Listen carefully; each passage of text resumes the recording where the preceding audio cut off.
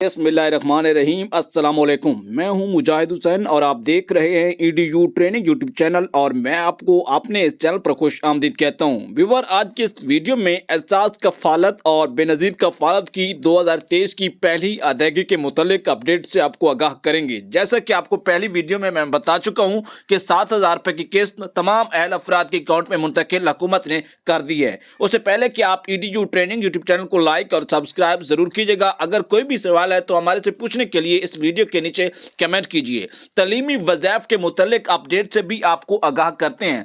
तलीमी वज़ाइफ के मुतालिक हुकूमत का बयान यह है कि जनवरी 15 तारीख के बाद से आपको बच्चों के वज़ाइफ भी आपके अकाउंट में मुंतकिल होने का सिलसिला शुरू हो जाएगा, क्योंकि इस वक्त सबसे पहला जो टारगेट है हुकूमत के पास फिल करना जो है वो एहसास कफालत और बेनज़ीर कफालत की बेनिफिशरीज के अकाउंट में 7,000 रुपये की रकम जो है वो पहुंचाना है। इसके साथ साथ क्योंकि काफ़ी सारे 8 लाख के लगभग में से ज़्यादातर लोगों को दोबारा हुकूमत ने शामिल किया है, तो उस वजह से हुकूमत को मसाइल आ रहे हैं, लिहाजा बच्चों के वज़ाइफ बहुत जल्द आपके अकाउंट में पहुंच जाएंगे।